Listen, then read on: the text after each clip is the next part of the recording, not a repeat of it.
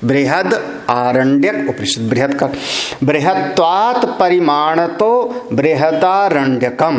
बृहत्वात् परिमाण तो बृहत्वात् माने बहुत बड़ा है जो, बहुत विशाल है जो। परिमाणतः परिमाण में भी, नाप में भी, पैमाइश में भी सबसे बड़ा है। नाप लो।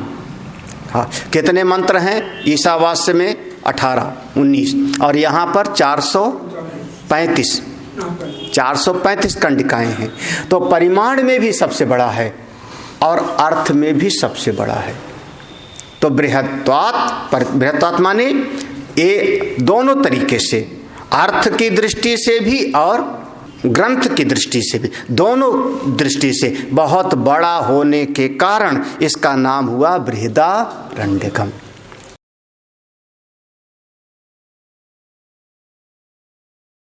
तो ये फल की कामना तुरंत है, इतना धैर्य नहीं है, तो रास्ता कौन सा पकड़ेगा फिर? वो अधर्म का।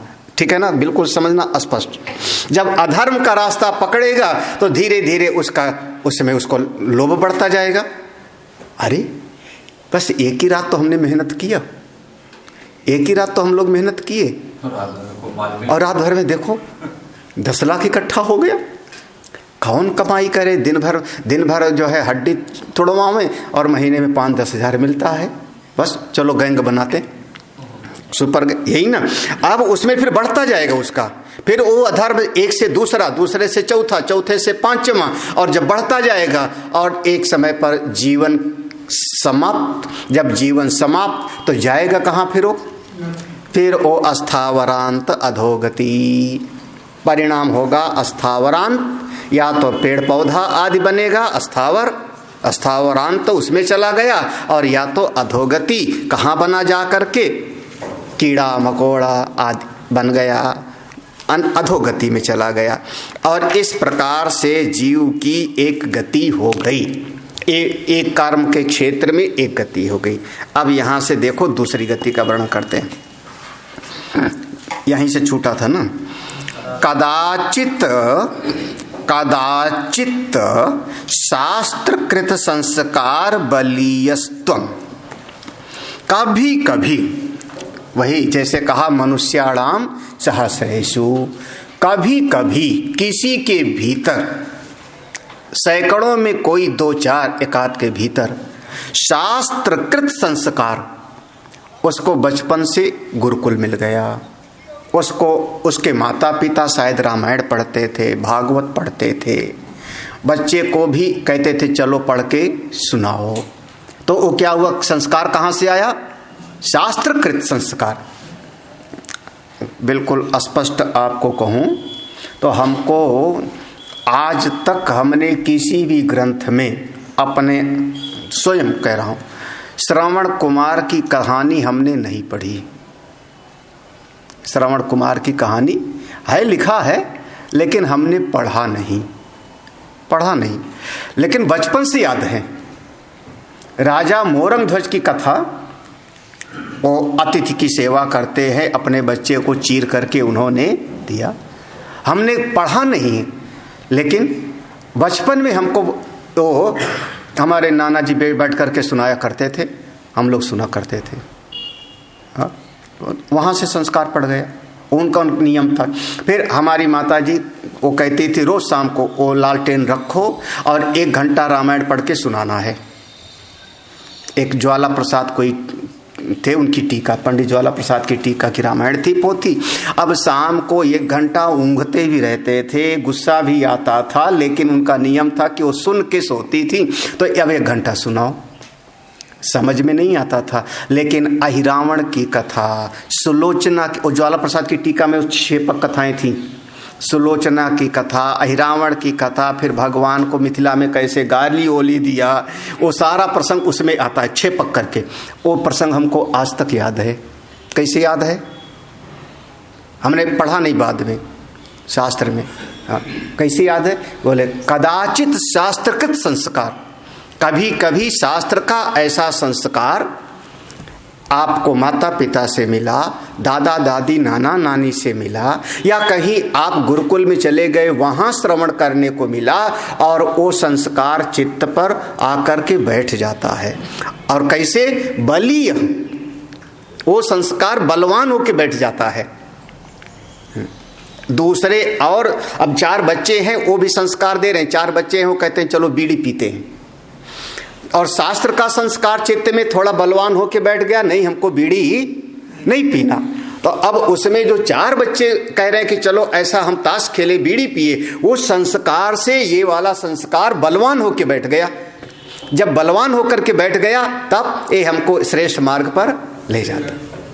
जो संस्कार बलवान हो जाएगा उसी मार्ग पर ले जाएगा। कदाचित शास्त्रकृत संस्कार बलीयस्तम, कभी कभी शास्त्र जन्य जो संस्कार होता है वो बलवान होता है, शास्त्र से उत्पन्न। तो कैसे होता है?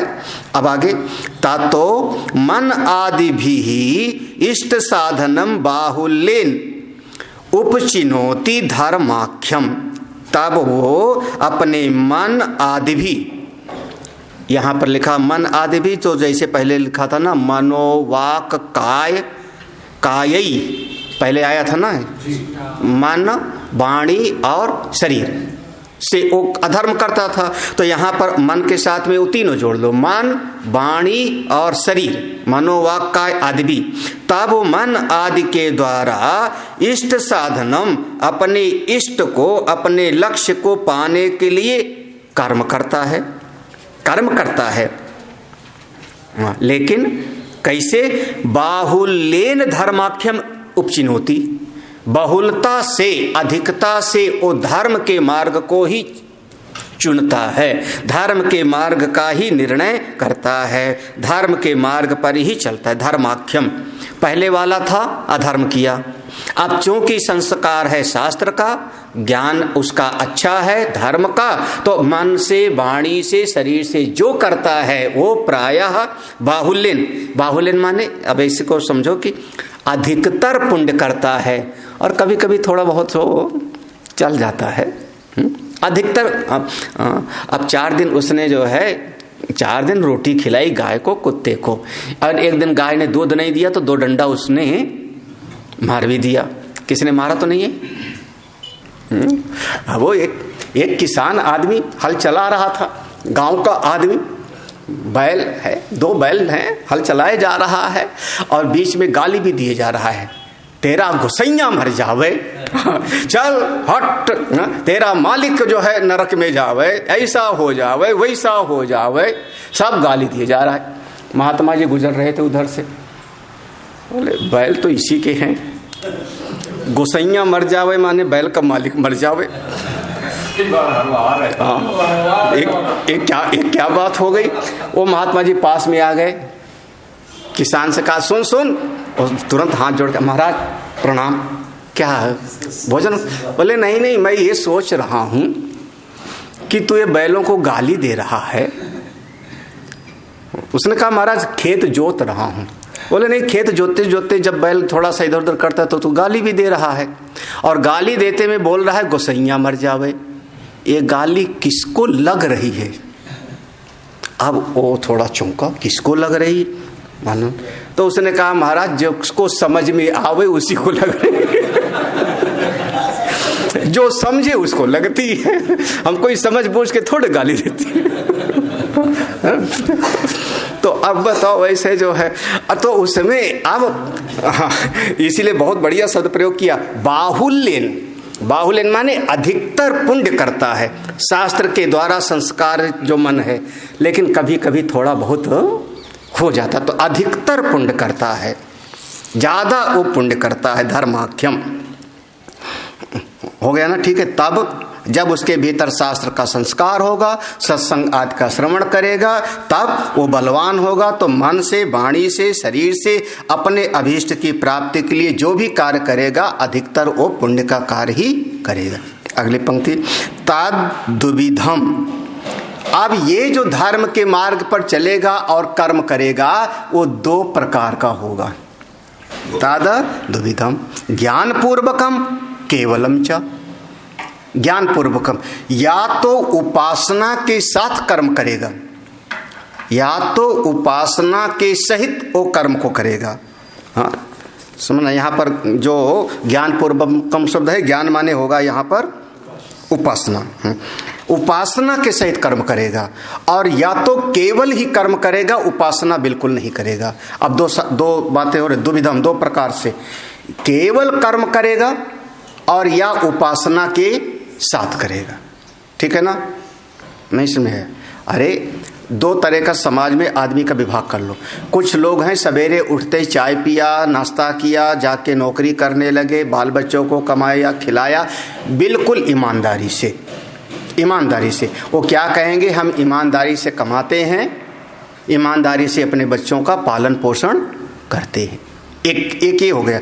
दूसरा है वो सवेरे उठा, वो उठ करके स्नान किया, आधा घंटा पूजा किया, भगवान की आरती भी किया, पूजा भी किया, आरती भी किया, फिर उसके बाद नौकरी करने गया, फिर ईमानदारी से कमा के ले आया, फिर शाम को उसने थोड़ा सा संध्या बंदन किया, आरती किया, उसके बाद अपने काम को किया, सो गया। तो दोनों की दिनचर्या में फर्क हुआ कि नहीं? हाँ, अंतर हुआ ना दोनों के। पहले वाला कर्म कर रहा था, ईमानदारी से कर रहा था, अन्याय नहीं कर रहा था, लेकिन कर्म मात्र कर रहा था, और दूसरे वाला कर्म के साथ थोड़ी उपासना भी कर रहा था।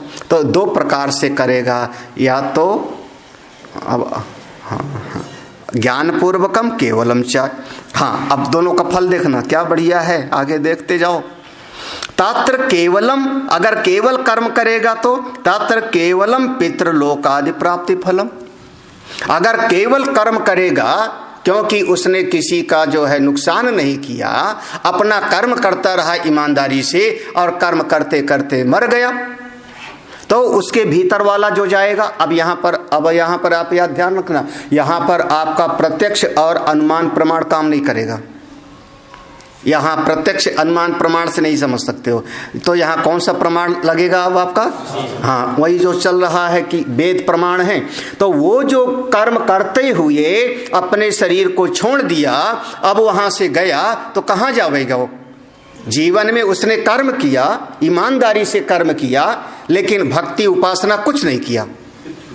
हाँ, ये मेरी पत्नी है, मेरा पति है, मेरा भाई है, मेरे बच्चे हैं, इनको पालना है, बस इतना। वो कहाँ जाएगा? पितृलोकादि प्राप्ति फलम, पितृलोक तक जाएगा, उसके आगे उसकी गति नहीं।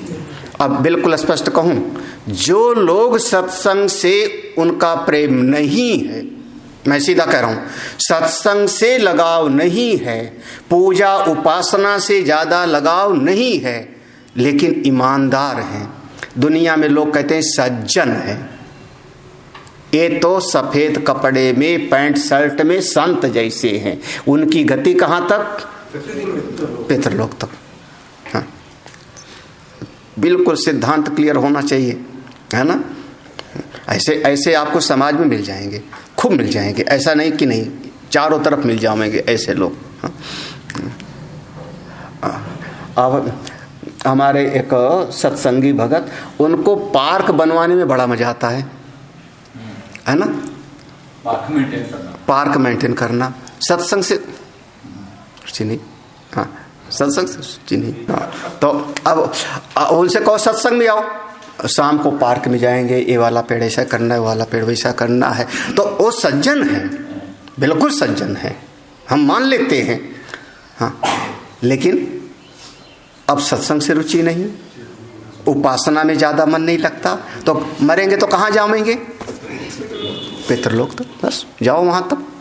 अब पितृलोक में जाओगे तो यहाँ का 15 दिन, पितृलोक का 1 दिन, यहाँ का 15 दिन पक्ष, वहां का 1 दिन, तो वो 15 दिन यहाँ का जो है उसी का नाम है कनागत। चूंकि पितृलोक में गए, तुम्हारी ममता थी, तो वहीं से टुकुर टुकुर नीचे देखोगे, हमारा पोता, हमारा बेटा खाना दे रहा है कि नहीं, हमको श्राद्ध कर रहा है कि नहीं। तो यहाँ पर जब जौ का लुढ़काएगा, पिंडदान करेगा, तो तुम खा लेना वहाँ पितृलोक में। और जब नहीं देवेगा तो फिर जो है, फिर क्या, दूसरे को ललचाई नजर से देखना, जब दूसरे वाला खावेगा हलवा पूड़ी तो यही ना। और पितृलोक से फिर से वहां से वापस आना, पितृलोक आदि फल प्राप्ति। बस अब देखो आगे देखना, अगर उपासना के साथ किया तो, उपासना किया तो उपासना कैसे करेगा? किसी न किसी इष्ट देव की उपासना करेगा। कोई अपने भगवान इष्ट देव राम जी हैं, किसी की इष्ट देव कन्हई हैं, किसी की इष्ट देव जो है हमारे दुर्गा मैया हैं। कोई इष्ट देव को लेकर के उपासना में भी कार्य में भी करता था और साथ ही साथ अपने इष्ट की उपासना भी करता था, लेकिन तत्व का ज्ञान नहीं प्राप्त किया था, आत्मा का बोध उसको नहीं था। तो उपासना के साथ कर्म करता था तो कहाँ गया? ज्ञान पूर्वकम देवलोकादि ब्रह्मलोकांत प्राप्ति फलम। अगर ऐसा उसने किया साधन उपासना के साथ तो देवलोक की प्राप्ति होगी। कर्मणा पितृलोको विद्या देवलोको, ये बार बार सुना होगा ना। तो जब केवल कर्म करेगा तो पितृलोक तक वहां से आना होगा, और उपासना के सहित विद्या उपासना के सहित करेगा तो जिस देवता की उपासना करेगा उस देवता का लोक उसको प्राप्त होगा, उस देवता का लोक। और अगर उसने ब्रह्म भाव से उपासना किया है तो ब्रह्मलोकांत प्राप्ति फलम, तो ब्रह्मलोक तक जाएगा। अब देखो इसका प्रमाण देते, तथाच शास्त्रम आत्मयाजी श्रेयान देवयाजिनः इत्यादि। इसी बात को देखो श्रुति ने कहा है, श्रुति ने इस बात को कहा है आत्मयाजी तथाचा शास्त्रम, शास्त्र में ऐसा वर्णन आया आत्मयाजी श्रेयान देवयाजिनः। जो देवयाजी होता है, जो देवता का यजन करता है, देवता का यजन पूजन करने से आत्मा का जो यजन पूजन करता है वो श्रेष्ठ होता है। देवता की आराधना करने के बजाय जो आत्मा की पूजा आराधना करता है वो श्रेष्ठ होता है। अब एक पंक्ति में पढ़ देता हूँ, तो थोड़ा यहाँ पर शब्द आ गया, दो शब्द आया ना, देवयाजी और आत्मयाजी, ऐसे दो शब्द आया है। ये जो उपासना के सहित कर्म कर रहे हैं, अब इसमें दो भाग कर लो, इसमें दो भाग कर लेना। पहले क्या कहा था? जो कर्मनिष्ठ हैं धर्म पूर्वक, उनके दो विभाग किया, ठीक है ना। जो वो अस्थावर वाली गति में नहीं जा रहे हैं, अधोगति में नहीं जा रहे हैं, जो श्रेष्ठ गति में जाना है उनके दो विभाग हुआ। एक जो केवल कर्म करते हैं वो पितृलोक तक, दूसरे जो उपासना के साथ करते हैं वो देवलोक, ठीक है। अब ये जो उपासना के साथ जो करते हैं इनके दो विभाग कर लो, कौन? देवयाजी और आत्मयाजी। हाँ, एक पंक्ति पढ़ देता हूं। सर्वत्र परमात्म भावना पुरः सरम नित्यम कर्मानुतिष्ठन आत्मयाजी। ये है आत्मयाजी। आत्मयाजी कौन है? सर्वत्र परमात्मा भावना, सारे जगत में सर्वम खल इदम ब्रह्म, सिया राम मैं सब जगह जन।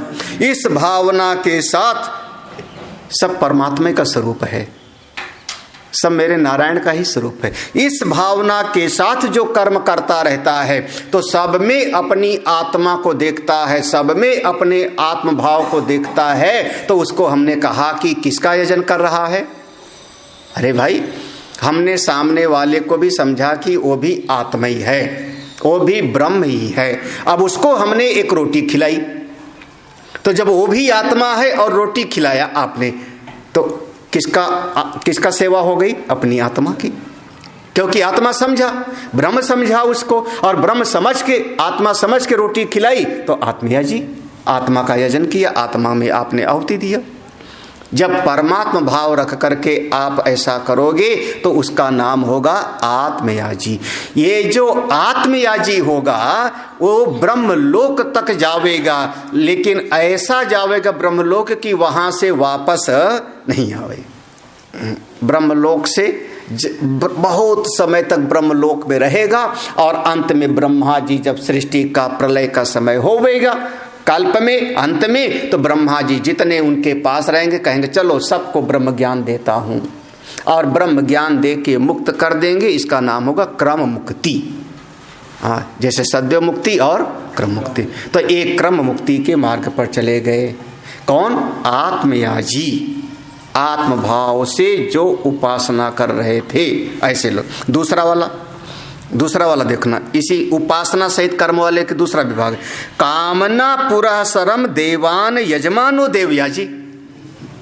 कामना पुरःसरम, मन में एक कामना थी। कौन सी कामना? हमको राज सिंहासन मिले, हम इस युद्ध में विजय को प्राप्त करें, एक कामना हो गई। और अधर्म नहीं कर रहा हूं, अधर्म बिल्कुल नहीं कर रहा हूं, और उस कामना के साथ हम एक किसी देवता की आराधना करने लगे। जैसे माना कई बार जाता है कि जब रावण का युद्ध हो रहा था तो भगवान ने माँ भगवती की आराधना किया, ऐसा माना गया। और भी कई प्रसंगों में ऐसा आता है। या कह लो भगवान राम के मन में इच्छा हुई कि अश्वमेध यज्ञ करूं, ठीक है ना, अश्वमेध यज्ञ करूं। पत्नी नहीं है तो सोने की सीता उन्होंने बनवाई, लेकिन यज्ञ किया तो कामना थी, तब तो किया ना।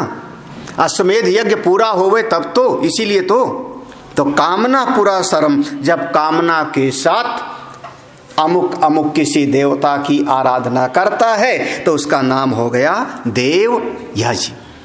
अब भाई जैसी कामना है वैसे देवता की पूजा भी करनी चाहिए। हाँ, अपनी कामना की पूर्ति करने वाले देवता का हिसाब करना चाहिए। हमारी कामना ऐसी है तो इस कामना को पूरा करने वाले कौन से है देवता होंगे। भागवत जी में बड़े विस्तार में है, ये चाहिए तो इस देवता की उपासना करो, ये चाहिए तो इस देवता की उपासना करो। हाँ, कौन से प्रसंग? दूसरे अध्याय में, दूसरे स्कंध के दूसरे अध्याय में। हाँ, वहाँ पर ऐसे पूरा निरूपण आवेगा। आपको लक्ष्मी चाहिए, इनकी उपासना करो। आपको यश चाहिए, इनकी उपासना करो। सुंदर रूप चाहिए, इनकी उपासना करो। आपको बल चाहिए, इनकी उपासना करो। पुत्र चाहिए, उनकी उपासना करो। सबका वर्णन है। आपको ज्ञान चाहिए, विद्या कामस्तु गिरीशम, गिरीशम पर्वत पर रहने वाले भगवान शिव। अगर विद्या कामस्तु, अगर ब्रह्म विद्या की कामना है तो किसकी? भगवान शिव की। तो एक एक कामना के अनुसार अमुक देवता की पूजा करेगा तो उसका नाम पड़ गया देवयाजी।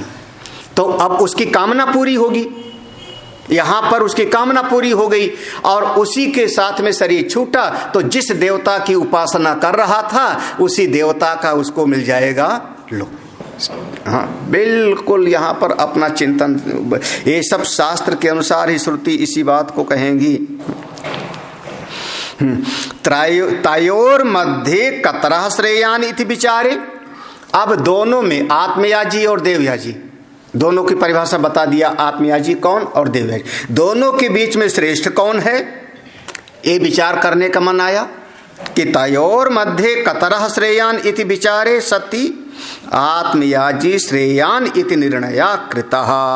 तो उस दोनों के विचार में यही होगा कि जो आत्मयाजी है, अपनी आत्मभाव से सबकी सेवा करता है, वो श्रेष्ठ है, वही श्रेष्ठ है। अतः इसलिए ज्ञान पूर्वकम कर्म देवलोकस्य कामना पूर्वम तो पितृलोकस्य प्रापकम इत्यर्थः।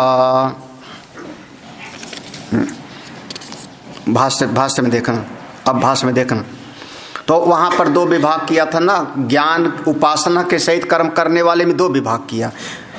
कौन सा? एक आत्मयाजी और देवयाजी। तो वही कह रहे हैं तथाचा शास्त्रम, इसी बात को शास्त्र ने घोषित किया है। आत्मयाजी श्रेयान, आत्मयाजी श्रेष्ठ है। देवयाजिना, देवयाजी से जो कामना से युक्त होके किसी देवता की उपासना करता है, कर्म करता है, उससे आत्मभाव से करने वाला वो श्रेष्ठ होता है। देखो इसी को स्मृति भी कहती है जी। स्मृति क्या करी? स्मृतिश्च द्विविधम कर्म वैदिकम इत्यादि। स्मृति में भी ऐसा वर्णन आया कि दो प्रकार का कर्म वेदों ने बताया हुआ है। कहाँ पर? ये मनु स्मृति का वचन है। मनुष्य इत्यादि मनुस्मृतिम च अत्र एव उदाहरति। ये मनुस्मृति का वचन है कि द्विविधम कर्म वैदिकम इत्याद्या। ये मनुस्मृति में वचन आया हुआ है। उसमें शायद लिखा नहीं होगा मनुस्मृति का, लिखा है? हाँ तो ठीक है, मनुस्मृति का ये वचन। हाँ अच्छा, तो 12वां अध्याय 28वां श्लोक। इस प्रकार से जो है मनुस्मृति में भी ऐसा आया कि 2 प्रकार। अब विभाग पूरा हो गया, यहाँ पर 2 विभाग हो गया, गिनती कर लेना।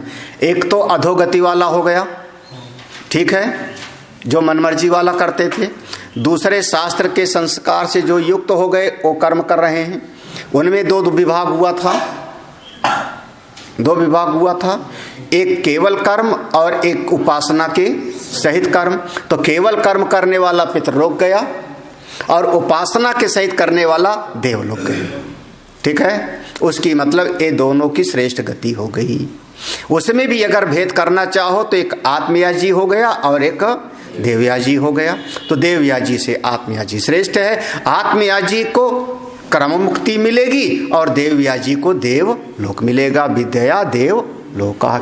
अब 2 विभाग हो गया, एक पापी आदमी का अस्थावर गति और जो पुण्यात्मा था वो ये विभाग करके बता दिया, पितृलोक और देवलोक, ठीक है। अब आगे तीसरा देखो, ये वर्णन कई बार हमने पढ़ाया भी, सुनाया प्रवचन में। तीसरा देखो, साम्ये च धर्म अधर्मयोः मनुष्यत्व प्राप्ति ही। वाह, साम्ये च, साम्ये च माने अब बराबर 50-50% मत गिन लेना, ऐसा 50-50% मत करना, 50-50 ऐसा मत करना। यहाँ पर जो साम्य शब्द है ना, वो साम्य का अर्थ होगा कि नहीं, जैसे कह सकते हो, अब देखो हम 2 फूल लेवे, 2 फूल लेवे, हाँ, अब एक फूल दूसरे को प्रभावित करने में, अभिभूत करने में समर्थ ना होवे, अभिभूत करने में, दबाने में। हाँ, जैसे क्या कहूँगा, हाँ, लाल रंग है, उस हमको अपना कपड़ा लाल रंग से रंगना है, लाल रंग से रंगना है, ये हमारा अनुभव है। हम लोग रंगा करते थे। अब हमने उसमें गेरू रंगा या बम्बैया कलर सब डाल दिया, फिटकरी डाल दिया, बिल्कुल तैयार किया। अब उसमें कपड़े डाला, एक सूती जो 4 बार धुल चुके थे, एक सूती जो अभी धुला नहीं था, एक टेरिकाट का, एक रेशम का। तो क्या सब पर रंग बराबर चढ़ेगा? क्यों? हमने तो एक साथ सबको एक ही बाल्टी में डाला, सब एक ही बाल्टी में डाल क्यों डाला? लेकिन फिर भी उसमें उस रंग को, वो रंग एक पर पूरा चढ़ने में समर्थ है और दूसरे पर उतना चढ़ेगा नहीं, है ना। क्या कहते हो, मेहंदी चढ़ी नहीं। देखो, तो जब एक कर्म, जैसे समझो कि इतना सा कर्म, इतने से कर्म को दबाने में समर्थ नहीं है, तो साम्य मतलब बिल्कुल ऐसा मत समझने का बराबर बराबर बराबर बराबर नहीं। ऐसा समझो कि जैसे किसी ने 6 आना पुण्य कर्म किया, 6 आने पुण्य कर्म किया और 10 आने उसने पाप कर्म किया, ठीक है ना। चलो, बड़ा कौन है ज्यादा? पाप कर्म। लेकिन जो पुण्य कर्म किया उसने बिल्कुल सच्चे दिल से किया। हाँ, पुण्य कर्म जो किया 6 आने, लेकिन पूरी तरह से भगवत भाव के साथ किया। हाँ, तो वो जो 6 आने कर्म था वो 10 आने पुण्य को जाके दबा देगा। क्या कहते हो? हाँ, भाय को भाय अनख आलस हूं, ऐसे ना। तो आपने एक तो ये जो साम्य शब्द है उस पर समझना। साम्य माने जब आपका पूरा का पूरा पुण्य पाप को नहीं दबा पा रहा है, या पूरा का पूरा पाप कर्म पुण्य को दबा नहीं पा रहा है। अब यहाँ पर हम हिसाब नहीं लगाए हैं कि 8-8 आने दोनों हैं या 50-50, मतलब अभिभूत करने में, पूरी तरह से दबा देने में समर्थ नहीं हो पा रहा है, तो मिश्रित हो गया है। मिश्रित हो गया। अब उसमें थोड़ा कम होगा, थोड़ा ज़्यादा होगा। हाँ? भगवान का नाम एक बार ले लिया नारायण, क्या होगा फिर वो? उसके सारे पापों को उस दबाने में समर्थ हो गया कि नहीं? अभिभूत कर दिया ना। हाँ? अरे आपने जिंदगी भर में 100 अच्छे काम किया, 100 आने अच्छा काम किया। हाँ? किसी कारण से एक कोई ऐसी गड़बड़ी हो गई कि आया और पुलिस वाला पकड़ ले गया, तो क्या हो गया? आपके पाप कर्म ने उपसारे अच्छे कर्मों को जाके दबा दिया। यही ना, समझना, थोड़ा सा भाव को समझना। इसको सही शब्द हम यही कह रहे हैं कि जब एक कर्म दूसरे कर्म को पूरी तरह से दबाने में समर्थ नहीं हो पा रहा है। अगर पाप कर्म दबाने में समर्थ होता तो स्थावर गति हो जाती, अगर पुण्य कर्म पूरा का पूरा दबा देता तो उसको फिर देवलोक आदि की गति हो जाती। लेकिन ये ना तो पुण्य कर्म उसको दबा पा रहा है पूरा, और ना ही पाप उसको दबा पा रहा है, तो दोनों मिश्रित हो रहा है। तो जब मिश्रित हो गया तब साम्येचा धर्म अधर्मयो, पुण्य और पाप, धर्म और धर्म दोनों की जब मिश्रण हो गया तो मिश्रण से उसको प्राप्त हुआ कौन सा? मनुष्य। अब किसी के पाप ज्यादा होंगे तो देखो बचपन से ही अस्पताल घूमे। अब ये मत समझना कि उसके भीतर पुण्य नहीं है, पुण्य ना होता तो मनुष्य का शरीर क्यों पाता? बड़े भाग मानसन पाओ, है ना। लेकिन स्वस्थ नहीं है, रोज का रोज डॉक्टर के पास जाना पड़ रहा है। हाँ, पैदा होते ही एक अंग कोई हीन है, आंख से दिखाई नहीं पड़ रहा। क्यों हो गया ये? एक बच्चा जो है गरीब घर में पैदा हुआ, एक बच्चा बड़े राजमहल में पैदा हुआ। क्यों पैदा हुआ? मनुष्य दोनों हैं। हाँ, लेकिन वहां पर ये हुआ कि उसके पुण्य कर्म ज्यादा हैं। हाँ, आप लोग उतना नहीं किए थे, उतना नहीं किए थे तो धक्के खाओ। हाँ? अच्छा, ज्यादा पाप भी नहीं किए हो, ज्यादा पाप किए होते तो अस्पताल में भर्ती पड़े रहते। हाँ, रोटी ना मिलती दोनों टाइम की खाने को। हाँ, 4 लोग गाली देते, हल चलाना पड़ता तो पाप भी ज्यादा नहीं था। अब क्या हुआ? दोनों है, लेकिन दोनों में आपस में घाल मेल हो गया है। ठीक, अगर आप ये कह दो कि 50-50% पाप पुण्य दोनों 50-50%, तो सारे मनुष्यों को फिर एक समान होना चाहिए। ठीक है ना। वहाँ पर फिर जो है वो दूसरी बात आ जाएगी, फिर सारे मनुष्य एक जैसे होंगे। लेकिन सारे मनुष्य एक जैसे नहीं, एक जो है गरीब, एक अमीर, एक स्वस्थ, एक बीमार, एक पैदा होते ही जो है बताओ राजमहल में पैदा हो रहा है, 1000 करोड़ का मालिक पैदा होते, और एक बेचारा जो है पैदा होते उसको खाने का ठिकाना नहीं। क्यों? बोले उसके उस पूर्व के कर्म का हिसाब ही वैसा है। तो साम्य मतलब यहाँ पर बिल्कुल में कि जब वो कर्म एक दूसरे को पूरी तरह से दबा नहीं पा, तो है दोनों, तो उसको मिला कौन सा? दोनों के मेल से, पाप पुण्य दोनों के मेल से शरीर मिला फिर मनुष्य का, मनुष्यत्व प्राप्ति।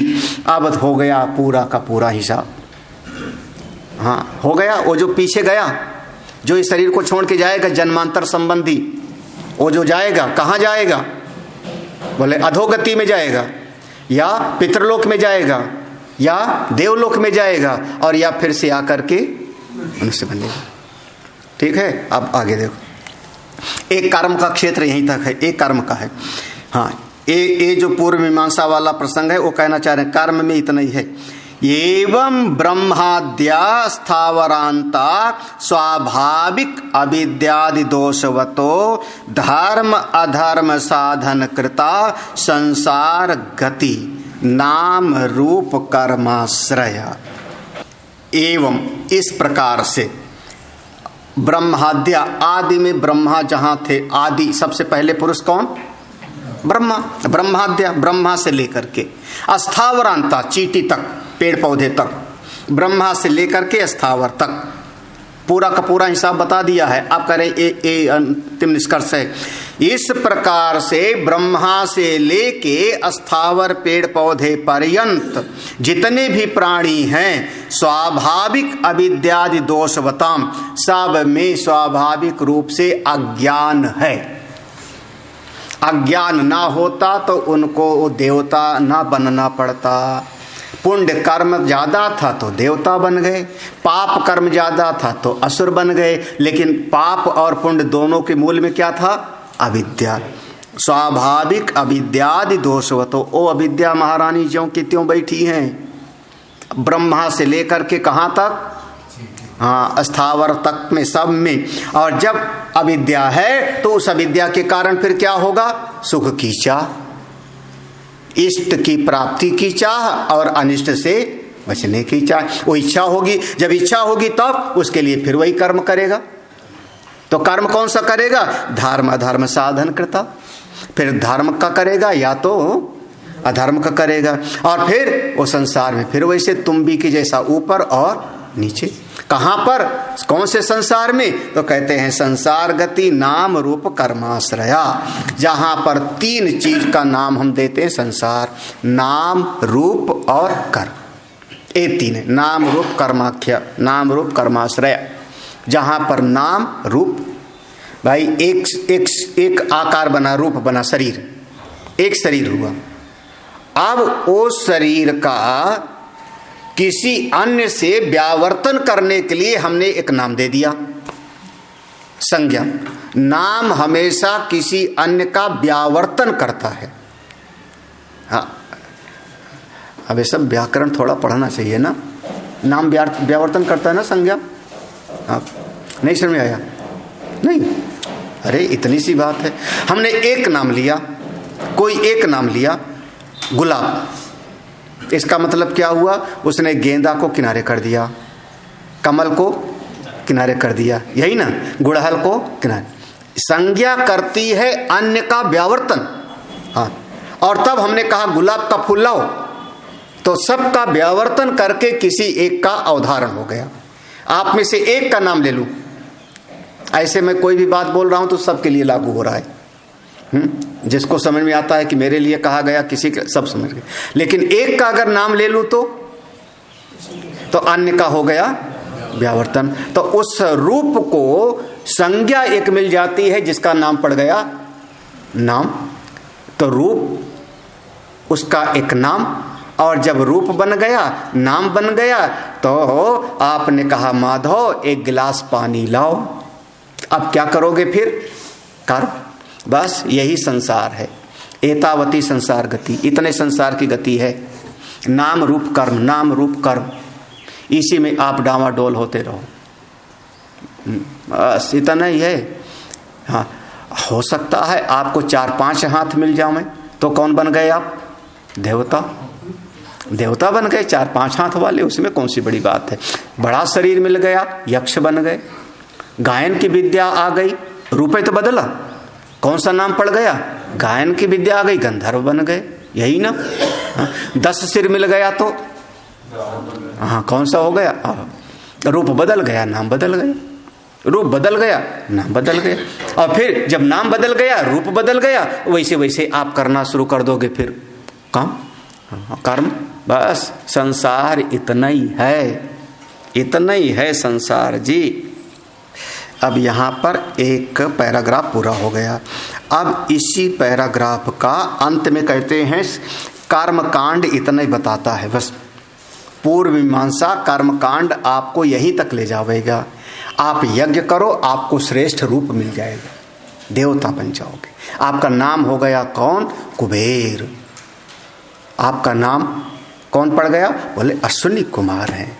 मरुत चले हो, मरुत इतना आपका नाम पड़ गया, रूप मिल गया, आपका काम अलग हो गया।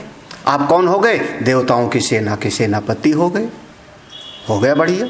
आप कौन हो गए? देवता की सवारी बन गए, रूप बदल गया। बस इतना ही ब्रह्मा से लेके अस्थावर पर, बस इतना पूर्व मीमांसा इतना ही बताता है, कर्मकांड इतने बताता है। ऐसा करोगे तो चींटी मकोड़ा बनोगे, ऐसा करोगे तो देवता बनोगे, ऐसा करोगे तो पितृलोक तक जाओगे, फिर लटक के आओगे उसी गृहस्थी में, और ऐसा करोगे तो आप इस प्रकार से गति होगी, मनुष्य बनोगे। बस इतना है पूर्व मीमांसा में।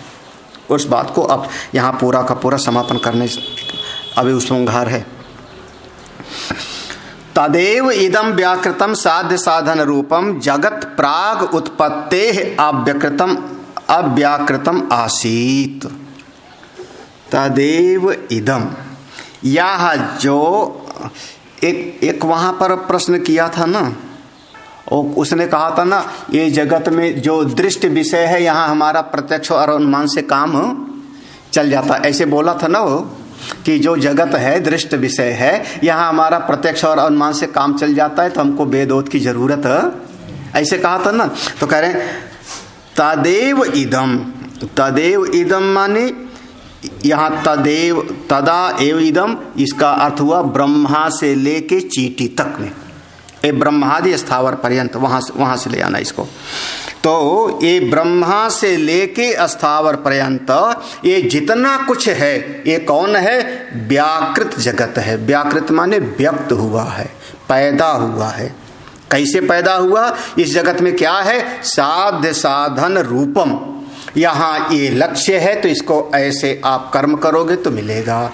यहाँ साध्य ऐसा, साधन ये, अमुक साध्य अमुक साधन, अमुक साध्य अमुक साधन, ये चाहिए ये करो, ये चाहिए ये करो, अमुम यज ऐ पूरा का पूरा। ये पूरा जगत ब्रह्मा से लेके चीटी तक जो ये प्रकट जगत है, ये साध्य साधन रूप जगत उत्पत्ति के पहले यह अव्यक्त अवस्था में था। प्राग उत्पत्ते अव्याकृतम आसीत। उत्पन्न होने के पहले ये जगत अव्यक्त रूप में था। कैसे? जैसे बट का वृक्ष अंकुर निकलने के पहले कहाँ था? बीज के अंदर, अव्यक्त अवस्था में। इतना बड़ा बट का वृक्ष था, लेकिन कैसा था? अव्यक्त अवस्था में था। यही ना था, बिल्कुल था। आप ये नहीं कह सकते कि नहीं था, अचानक कहीं से आया, अलग रूप में था। तो ऐसे पूरा का पूरा समष्टि जगत, कहाँ? ब्रह्मा से लेके चीटी तक। जो जगत में आपके मन में कोई कामना है, उस कामना के लिए आप कोई ना कोई कर्म करते हो, ये सारा जगत, समष्टि जगत पूरा, चूंकि ब्रह्मा ले लिया तो ब्रह्मा से चीटी तक, यानी इस पूरा जगत उत्पन्न होने के पहले अव्यक्त अवस्था में था। हमारी जो मशीन है 1 घंटे में कितनी रोटी निकालती है? रोटी बढ़िया बनती है कि नहीं हो? वो जितनी रोटी बनी 1 घंटे में 1000 गोल गोल सी, हाँ, चितरी जो है, हाँ, कहीं ना कहीं सिकाई हो, वो सब रोटी उत्पन्न होने के पहले कहाँ थी? थी कि नहीं हो? थी। कहाँ थी? चलो आटे में दिखाओ रोटी गोल गोल सी वैसी। हाँ, तो थी, लेकिन वो कैसी थी? वहाँ पे अव्यक्त अवस्था में थी। चलो, तो ये सारा जगत जो दिखाई पड़ रहा है ये व्यक्त है, लेकिन पहले था कहाँ था?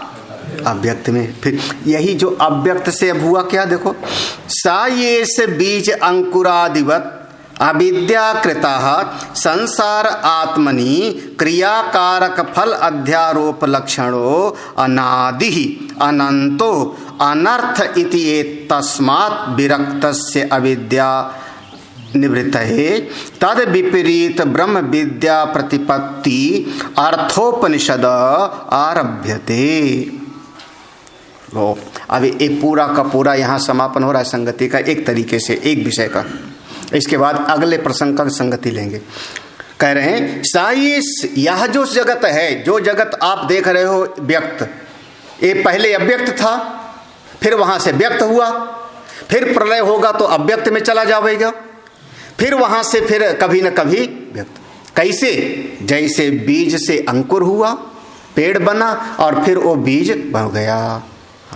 अभी मत पूछना कि पहले बीज हुआ कि पहले पेड़, हाँ नहीं, ये व्यक्त से अव्यक्त और फिर अव्यक्त से व्यक्त, ऐसे श्री बीज अंकुरादिवत बिल्कुल चलता रहता है। हाँ, हाँ, बीज अंकुर माने पहले अव्यक्त था, अव्यक्त से व्यक्त हो गया, और व्यक्त से फिर हो जाएगा व्यक्त। अच्छा जी, क्यों हुआ ऐसा? ये जगत क्यों बार बार प्रकट हो रहा है और गायब हो रहा है, क्यों ऐसा? बोले अविद्याकृता, क्योंकि जड़ में इसके कौन है? अविद्या।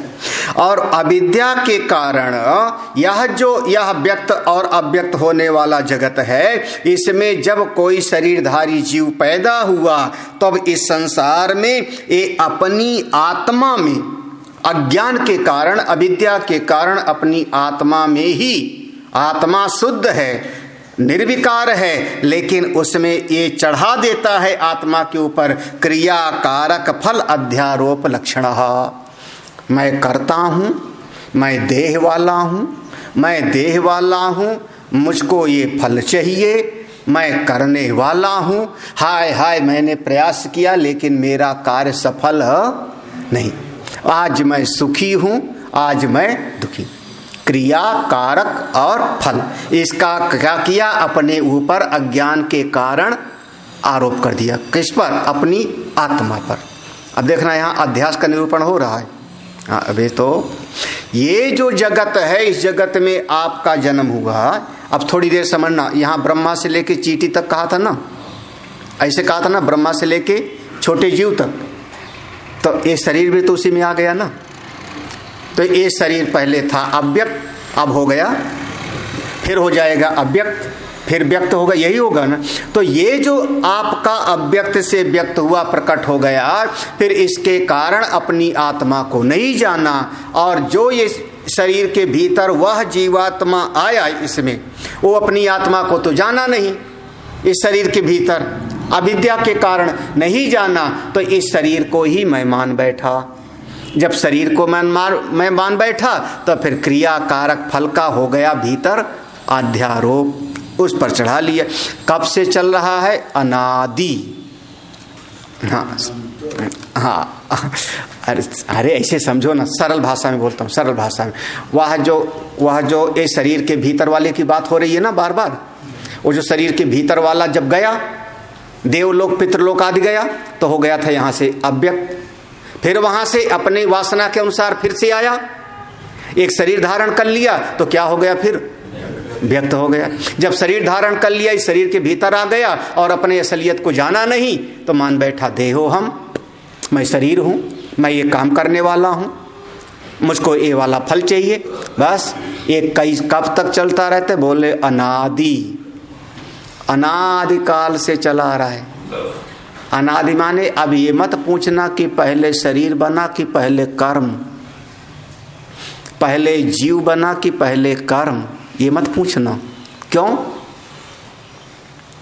ये प्रश्न अगर किया तो फिर अभी आपने शास्त्र को ठीक से नहीं समझा। भाई ऐसे अगर पहले कर्म नहीं होता तो शरीर क्यों धारण करना पड़ता महाराज बताओ?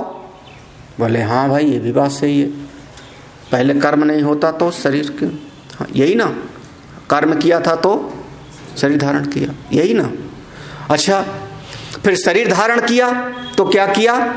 लेकर। तो आप बताओ फर्स्ट टाइम कौन सा कर्म किया था? जब ये ब्रह्म ही था, एकमात्र आत्मा ही था, एकमात्र आत्मा ब्रह्म ही था, तो पहली बार पहले कैसे कर्म किया, कैसे उसने शरीर धारण किया?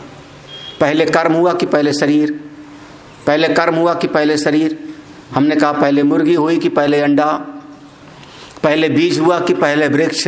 ये मत पूछो, क्योंकि ये है अनादि परंपरा, अनादिकाल से चला रहा है और असल में अनंत है। कब तक? जब तक ज्ञान नहीं पाओगे तब तक ये चलता रहे, अनादि अनंत। अब भाई एक बात है, अनादि अनंत बहुत सारी चीज हुए, हमको क्या? बहुत सारी चीजें हैं दुनिया में। हाँ अनादि होवे अनंत होवे, जो अब कोई देवता है, कोई असुर है, 200 साल जिए, 1000 साल जिए, हमारा क्या? बोले नहीं, तुम दुखी हो रहे हो, अनर्थ, अनादि अनंत अनर्थ, क्योंकि आप इस जगत में दुखी हो रहे हो। इस संसार का फल दुख है। ये शरीर धारण किए हो और शरीर धारण करने पर बार बार आप कभी रोगी, कभी मन विक्षिप्त, कभी सुखी, कभी दुखी, डांवाडोल रहते हो। अनर्थ की जननी है, ये संसार में आए हो। आज हमको समझ में आ गया कि और क्या, सबसे बढ़िया आप पैदा ही ना हुए होते, सबसे बढ़िया आप पैदा ही ना होते। एक नंबर का सत्य। बोले महाराज अब तो पैदा हो गए, शरीर में तो आ गए। बोले फिर अब 2 नंबर का सत्य है कि ऐसा मरो कि दोबारा कभी पैदा होना ना पड़े, तब तो बात है। और बार बार फिर जन्मो फिर मरो तो क्या हो गया, फिर वही अनादि और बीज अंकुर की जैसे जन्मे मरे जन्मे मरे। कर्म किया था, उसका फल भोगने के लिए शरीर मिला, फिर शरीर मिला, फिर कर्म किए, फिर कर्म किए, फल भोगने के लिए शरीर मिला, बार बार। ये क्या है, अनर्थ है जी, अनर्थ है तो है। समझ में आवे तो। आज समझ में आया, आप लोगों को समझ में आया कि नहीं पता नहीं। हाँ, संसार से अनर्थ रूपत्वात्, ये पूरा संसार में जन्म ही लेना अनर्थ है, शरीर धारण करना अनर्थ था। तो ये तस्मात् विरक्तस्य, अब समझ में आया कि इससे हमारा कोई लगाव नहीं रहा। किससे? वो पूरा जो देवलोक पितृलोक सबसे विरक्त हो गया। हमको नहीं चाहिए बार बार जाओ और आओ, बार बार जाओ स्वर्ग आदि में, देवलोक में आओ, नहीं, ये सब अनर्थ है। कहाँ तक जाओगे? ब्रह्मलोक पर्यंत। और पहले कहा था ब्रह्मा से लेके चींटी तक, ये पूरा संसार अव्यक्त से व्यक्त, तो ब्रह्मलोक तक गए फिर आओगे। तो ये सब का सब अनर्थ की जड़ है। तो अब हमको ये लोक परलोक भी नहीं चाहिए, विरक्तस्य। तो अब क्या? अविद्या निवृत्तये। अब भीतर चाह हो गई कि मेरे भीतर का अज्ञान दूर होवे। कैसे अज्ञान दूर होगा? तद विपरीत ब्रह्म विद्या प्रतिपत्ति। अज्ञान केवल ब्रह्म ज्ञान से ही दूर होगा, जैसे अंधकार प्रकाश से ही निवृत्त होता है। तो ब्रह्म विद्या की प्राप्ति होवे। अब उसके भीतर चूंकि ऐसा वैराग्य हुआ, हमको बीज अंकुर के जैसे बार बार कर्म करो भोगो, कर्म करो भोगो नहीं चाहिए, आवागमन नहीं चाहिए, ये सब अनर्थ की जड़ है। मेरे भीतर का ज्ञान दूर हो जावे, ऐसी भावना लेकर के अब सदगुरु की शरण में गया। हमको ब्रह्म विद्या चाहिए जिससे अविद्या दूर हो जाए। तब इस अर्थ को समझाने के लिए प्रतिपत्ति अर्थो उपनिषद आरभ्यते। अब उपनिषद का प्रारंभ किया जाएगा। इस भाव को धारण करके तब उपनिषद में आप प्रवेश करो। ठीक है। अब हमारा उपनिषद कह रहा है कि अब आप बहुत पढ़ा दिए हो आज,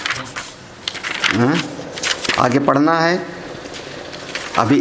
अब यहाँ से इसके बाद में जो आगे का प्रसंग है, आगे का जो ऋचाएँ आएंगी, कंडिका जो मंत्र आएगा, उसका अब संगति लगाते हैं कि आगे जो मंत्र है वो क्यों ऐसा दिया गया। जब ब्रह्म विद्या के लिए है तो सीधे ब्रह्म ज्ञान की बात करनी चाहिए, सीधे बताना चाहिए था कि तुम जैसे तत्वबोध में पढ़ा ना, आत्मा क्या है, आत्मा क्या, आत्मा कहा तो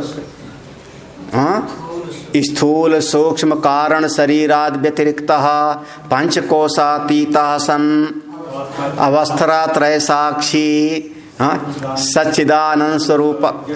तो ऐसे बताइए, आप ब्रह्म विद्या में आत्मज्ञान देना है तो आप बताइए स्थूल सूक्ष्म कारण शरीर से अलग, पांचों कोशों से अलग, तीनों अवस्थाओं का साक्षी तुम आत्मा हो, सच्चिदानंद ब्रह्म हो, बताना ये चाहिए, क्योंकि ब्रह्म विद्या का प्रसंग है। और आप बता रहे हो कि अश्वमेध यज्ञ ऐसा होता है, अश्वमेध यज्ञ में एक घोड़ा होता है, उस घोड़े का मुंह होता है, उसकी पीठ होती है, उसका पांव होता है, वो हिनहिनाता है, घोड़ा अपने शरीर को कपाता भी है, ये क्यों बता रहे हो आप?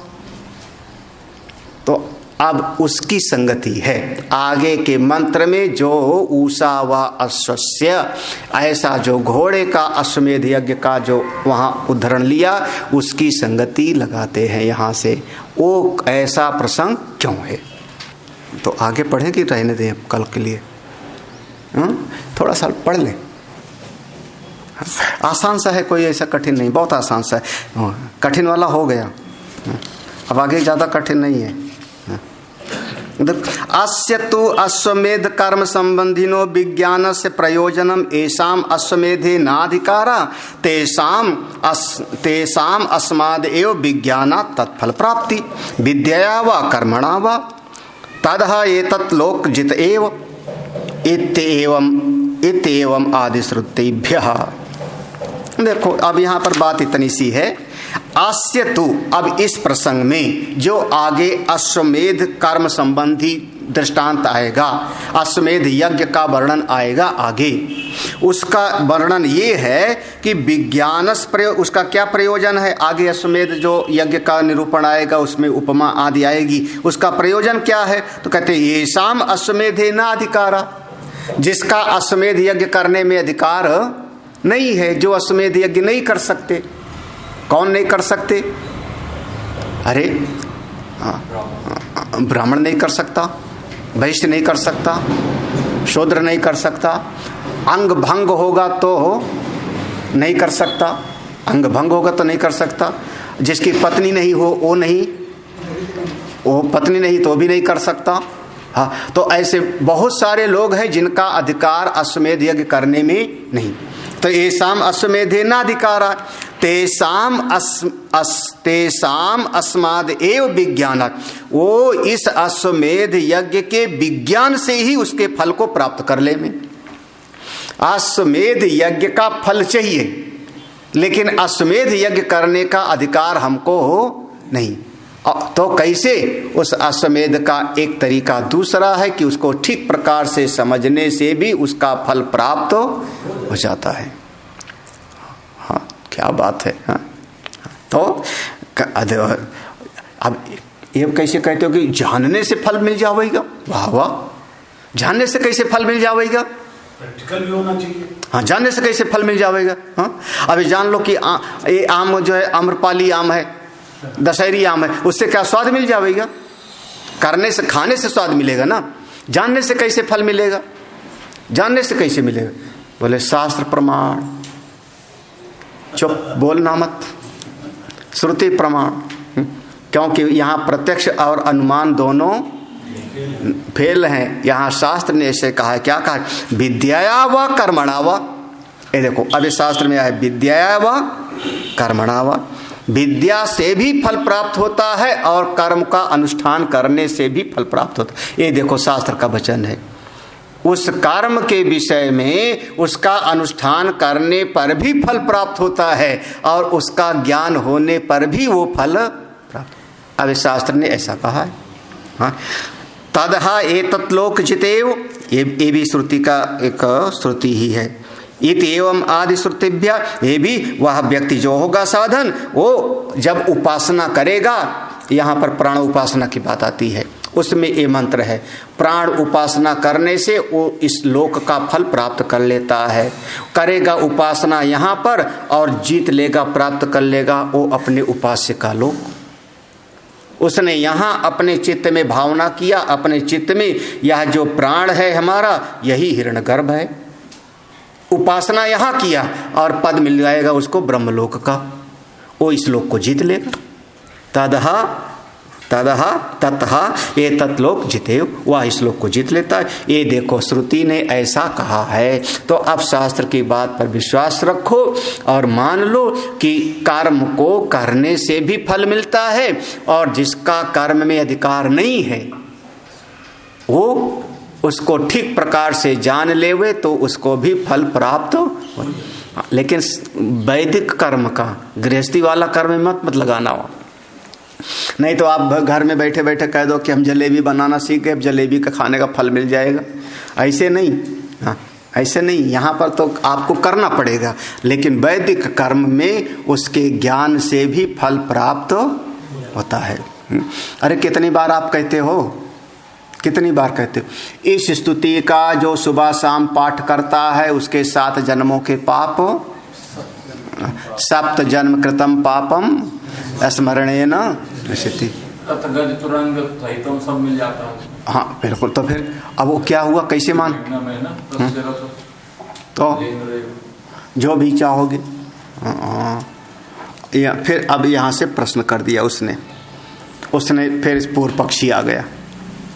वो महाराज पूछता जरूर है, वहाँ वो छोड़ेगा नहीं। क्या पूछता है? कर्म विषयत्वम एव विज्ञान से इत चेत, ये प्रश्न है। कर्म विषयत्वम एव विज्ञान। यहाँ जो उपासना का या वो अश्वमेध यज्ञ का जो वर्णन है ये कर्म शेष है। कर्म विषयत्वम एव, ये कर्म शेषवत्वम है, कर्म शेष है। क्या मतलब कि जैसे कोई आदमी क्या कहते, पहले समझो और फिर करो, है ना, पहले समझो और करो। तो पहले समझ लिया आपने उसको, लेकिन समझने से आपको फल नहीं मिलेगा। तो अब क्या हो गया, वो कर्म शेष है। वो कहता है कि अब इसका करोगे तो फल मिलेगा। तो हमने क्या कहा, अब इसका एक शब्द हुआ कर्म शेष। कर्म शेष यानी ज्ञान तो हो गया उस चीज का, जान तो लिया आपने, लेकिन फल कब मिलेगा, जब उसका तो यहाँ पर जो वर्णन आ रहा है, ये प्रश्न है पूर्व पक्षी का, वो कह रहा है यहाँ पर जो प्रसंग है वो अश्वमेध यज्ञ को जानने के लिए है। जानो लेकिन कर्म शेष माने तो, क्योंकि जानने के बाद कर्म करोगे तब उसका फल मिलेगा। जो आप कह रहे हो कि जो उसको फल चाहिए और अधिकारी नहीं है उसको जानने से फल मिल जाएगा, उससे मैं सहमत नहीं हूं। करने पर फल मिलेगा जी, ये मन में आ रहा था तुम लोगों के ना, बिना किए कैसे मिल जाएगा। तो आपके जो मन में आ रहा तो पहले से लिखा हुआ है। हाँ, और ठप्पा आप लगा दो कि मेरे मन में बिल्कुल नवीन प्रश्न है। ऐसा प्रश्न आज तक किसी ने पूछा नहीं होगा गुरुजी से। हाँ, आप कह सकते हो ऐसा प्रश्न जो मैं पूछता हूं ऐसा प्रश्न कभी नहीं पूछा होगा। तो अभी सवेरे पढ़ा था ना कि सब लिखा है पहले से और आदमी लगा देता है कि ये मैं कर रहा हूं, ऐसा मैंने समझा। हाँ, तो अब देखो, अब यज्ञ संबंधी है, अश्वमेध यज्ञ का है, तो यहाँ पर प्रमाण श्रुति दे रहे हैं। ना माने तुम्हारी बात सही नहीं, कर्म शेष नहीं है। यहाँ जानने के बाद कर्म की बात नहीं, बिल्कुल नहीं है। यहाँ बिल्कुल नहीं। कैसे, यौ अश्वमेधेन यजते यावु चैनम एव या ऊचा एनम एवं वेद इति विकल्प श्रुते। पहली बात वेद में श्रुति ने विकल्प बताया है। विकल्प माने या तो इस रास्ते जाओ या तो इस रास्ते जाओ, दोनों रास्ते आपको ले जाते हैं। जैसे क्या कहोगे, यहाँ से अगर आपको जाना है अमुक जगह तो या तो इस रास्ते जाओ और या तो, हाँ यही ना। अब यहाँ से आपको ऋषिकेश जाना है तो ये वाली रोड पकड़ सकते हैं। हाँ, तो ये क्या हो गया, विकल्प हो गया। अब हमने आपको कह दिया चाहे इधर से चले जाओ हमारे आश्रम से, चाहे बाएं जा करके आगे से चले जाओ, चाहे दाएं जाकर चले जाओ।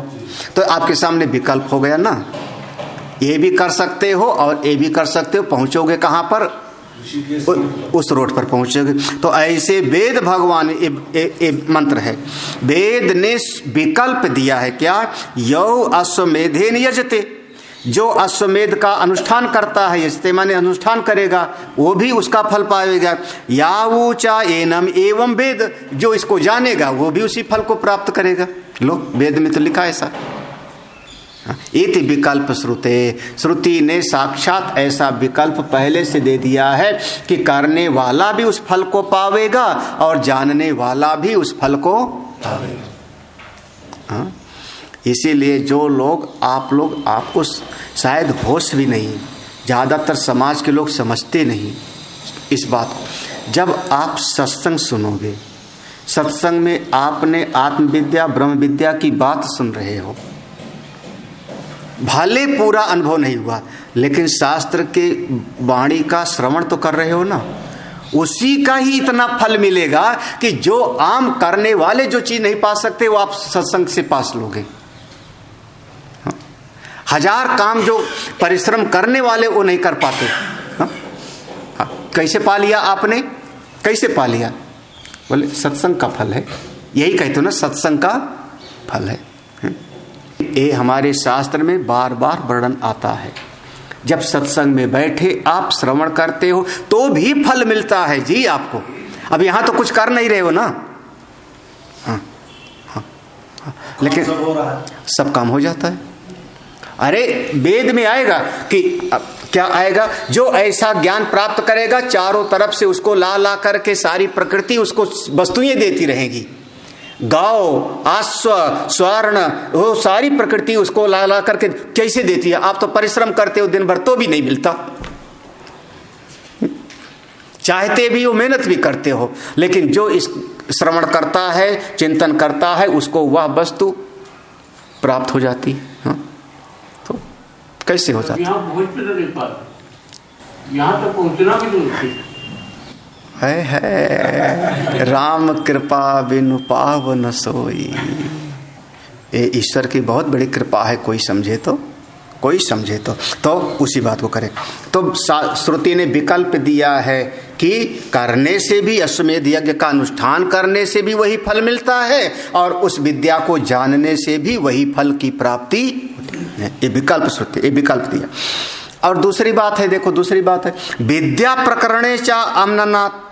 अरे भैया, ये प्रसंग कहां पर आया है? अश्वमेध आगे वाला जो प्रसंग आ रहा है वो कहां पर, किस विषय में आ रहा है?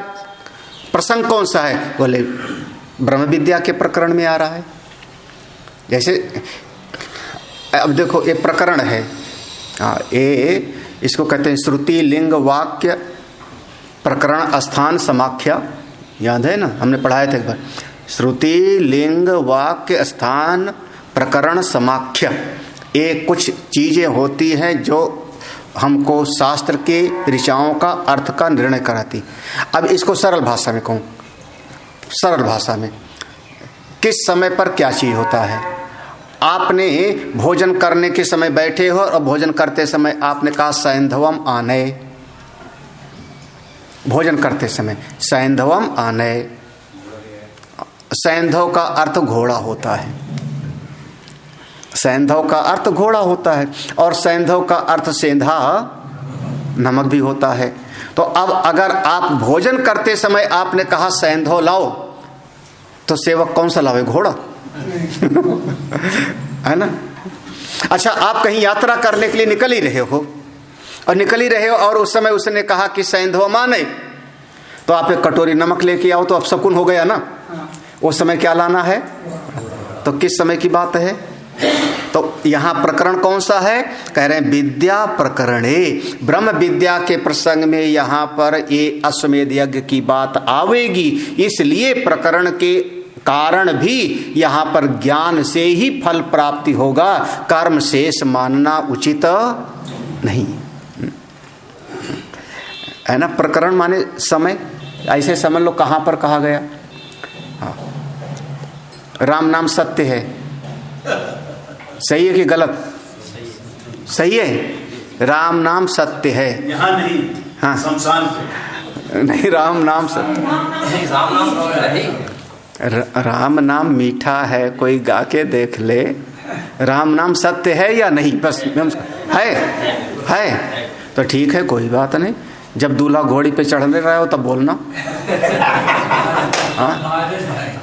सत्य है ना, तो उस समय बोलना। आप जब दूल्हा घोड़ी पर चढ़ रहा हो तो उसी समय बोलना शुरू करना, राम नाम सत्य है।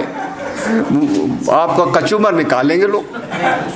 अपभ्रंश कर दिया गया है, अदरवाइज तो राम नाम सत्य है तो बिल्कुल सही है, तो अकाट्य है। प्रकरण कौन सा है? किस समय पर क्या बोलना है? तो एक ही अर्थ सब समय नहीं होता, तो कर्म शेष क्यों मान रहे हो? अगर कर्म के प्रसंग में होता तो कर्म शेष हम मानते, कर्म करने के लिए होता। यहाँ ज्ञान के प्रसंग में आगे आएगा अश्वमेध यज्ञ का, तो यहाँ कर्म की बात नहीं है, यहाँ अश्वमेध यज्ञ के ज्ञान से ही उस फल की प्राप्ति। क्योंकि प्रकरण कौन सा है? ब्रह्म विद्या का। कितना आसान सा है भाषा समझने में, कठिन कहाँ है। अभी बात अलग है कि अपने आप पढ़ोगे तो जल्दी समझ में ही नहीं है। अच्छा, अब देखो, कर्मांतरे च संपादन दर्शनात् विज्ञानात् तत्फल प्राप्ति अस्ति इति अवगम्यते। कर्मांतरे च, कर्मांतरे च कह रहे हैं कि भाई देखो, अश्वमेध यज्ञ का जो वर्णन किया जा रहा है उससे अलग भी कर्म अंतर दूसरे भी कर्म में ऐसा वर्णन आता है। कर्मांतरे च संपादन दर्शनात्, अन्य भी अश्वमेध यज्ञ के अलावा भी कर्मों में ऐसी चीज देखी गई है, ऐसा वर्णन किया गया है। कर्मांतरेच, क्या कर्मांतरेच, यहाँ जैसे यहाँ तो अश्वमेध यज्ञ का वर्णन आएगा, कहीं प्राण उपासना की बात आएगी, कहीं कोई और बात, तो कर्मांतरेच अश्वमेध यज्ञ के अलावा भी अन्य कर्मों में भी ऐसा वर्णन आपको दर्शनात् देखा गया है। शास्त्र में वर्णन आया है कि विज्ञानात् तत्फल प्राप्ति अस्ति, कि ज्ञान से ही उस फल की प्राप्ति होगी। इति अवगम्यते, ऐसा अवगम होता है, ऐसा बिल्कुल पक्का होता है। सर्वेषां च कर्मणाम परम कर्म अश्वमेधा, संसार में जितने भी कर्म हो सकते, सर्वेषां च कर्मणाम, जितने भी कर्म हो सकते हैं, सबसे परम माने श्रेष्ठ कर्म कौन सा? अश्वमेध यज्ञ। जितने भी कर्म हो सकते हैं, आपका तीर्थ, व्रत, यज्ञ, दान, तप, सब में श्रेष्ठ कर्म कौन सा? अश्वमेध यज्ञ। इसीलिए यहाँ पर सबसे श्रेष्ठ कर्म, अब यहाँ पर ये नहीं कहा कि आप जो है एक चीज का दान करो, यहाँ ये नहीं कहा कि एक दिन का व्रत करो, क्योंकि छोटा मोटा हो गया। समस्त कर्मों में श्रेष्ठ कौन सा हो गया? अश्वमेध। इसलिए यहाँ पर अश्वमेध का वर्णन शुरू किया। क्यों सबसे श्रेष्ठ अश्वमेध? क्यों समष्टि व्यष्टि प्राप्ति फलत्वात्, क्योंकि अश्वमेध यज्ञ से वह समष्टि पद जिसमें सारा व्यष्टि समाया हुआ है, उस हिरण्यगर्भ पद की प्राप्ति होती है। अश्वमेध यज्ञ से हिरण्यगर्भ ब्रह्म भाव की, ब्रह्म लोक की प्राप्ति होती, जिसमें सारा व्यष्टि उसमें हाँ। भाई जैसे कमरा मिल गया, तो कमरा मिल गया तो जितने घड़े हैं कमरे के अंदर, हाँ, सब मिल गए, यही ना? नहीं, जहाँ पर अपना आश्रम है लखनऊ हला, उसमें 6-7 पेड़ थे ना पहले, मोटे मोटे। हमारा नहीं था, पेड़ तो किसी और के थे, लेकिन जमीन हमने खरीद ली तो समष्टि अगर हमने खरीद ली तो उसमें जितने पेड़ थे वो सारे के सारे, क्योंकि समष्टि के अंदर व्यष्टि है ना, यही ना? क्या महाराज, तो कहाँ से हो रहा है? तो समष्टि व्यष्टि प्राप्ति फलत्व, हिरण्यगर्भ की फल की प्राप्ति। समष्टि माने हिरण्यगर्भ, और जिस हिरण्यगर्भ में समस्त व्यष्टि भाव सन्निहित है, उस भाव की प्राप्ति। अश्वमेध यज्ञ से हमको हिरण्यगर्भ रूपी फल की प्राप्ति होती है, इसलिए अश्वमेध यज्ञ समस्त कर्म में श्रेष्ठ है। इसी कारण से इस ब्रह्म विद्या के प्रकरण में सबसे श्रेष्ठ वाले को ही प्रारंभ में लिया गया। अश्वमेध यज्ञ के ज्ञान से भी उसका फल प्राप्त हो जाता है।